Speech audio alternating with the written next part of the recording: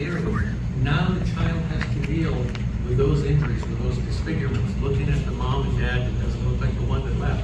And now that child is a caregiver instead of being a child and enjoying childhood. So all these things play on them, and that might lead them to commit suicide. We can help.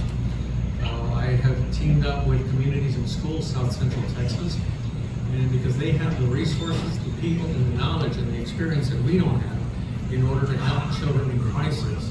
And by donating money to them for the Replace the Pain project, they have promised to earmark that money to help military families in crisis. So we're going to get started with that, and eventually this will go statewide, and the more successful the project becomes, then it will go nationwide, because communities and schools is a nationwide project. And so they will work with us. Now, an issue or a challenge that I issued to my squadrons across Texas when I first came up with this was, okay, CIS will do their part. Now the part that I need from the squadrons and anybody in here actually is, if you know of a child in this community, your community, wherever you're from, that might be in danger of wanting to harm themselves, reach out to that child and let them know that someone is there to help, let them know somebody cares. And if you know how to do something special or different, teach it to the child. Keep their minds and their hands busy so they're looking forward to doing something 6 months or a year down the road, rather than thinking about the woes that they have right now and thinking that this is a permanent solution to a temporary problem. And I call it Replace the Pain because everybody that commits suicide has one thing in common. They were in so much pain that they thought that that was the only way out.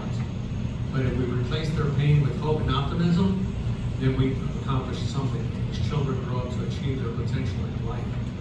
Now, at the convention, and I'm starting to wrap it up here, at the convention, when I went to offer greetings to the auxiliary, I challenged Madam President, Sharon Phelps, to see who could raise more money for their own project. Hers is Camp Hope, mine is Replace the Pain.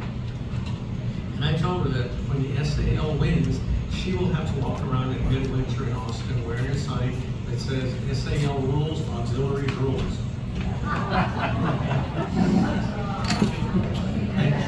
And I tried to recruit the Bennett sisters to help me because I know that they love to raise money, but they can do it, but they refuse.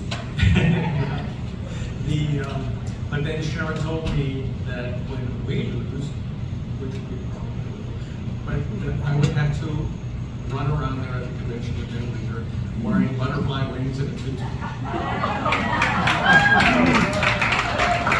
So when Sharon came over to our room to offer greetings, she asked if I told anybody yet about the challenge.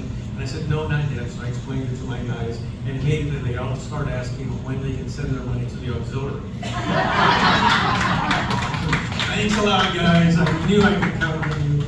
But then the next day, I talked to them again, and I said, even if we raised $1 million for Replace the Pain, they're going to raise $1,002 for Camp Hope just to see me run around in the tutu and wings.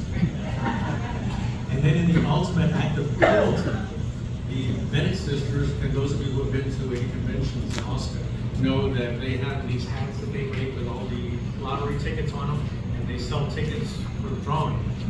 In the ultimate act of cruelty, because my wife did treasurer gets to sit up on the dais, they had her draw the winning number. Because they said, they want to see George dancing in the tutu.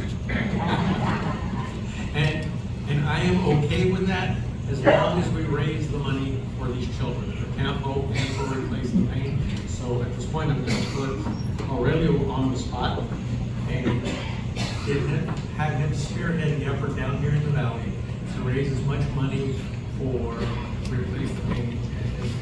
And it can be as simple as a 50-50 sausage wraps for sale, a burger run, just simply passing the hat and sending the money in to the Department of Texas because they're holding the money there until we're ready to donate it. But and I would ask the auxiliary down here to help me, and I won't tell Sharon what we did. It'll be our secret. But I do want to thank you all for allowing me more time up here to share this story with you. And remember, it's not for me. And I don't care about wearing a tutu or wings. as a mother, and so what I care about is the kids, keeping them alive. So thank you very, very much.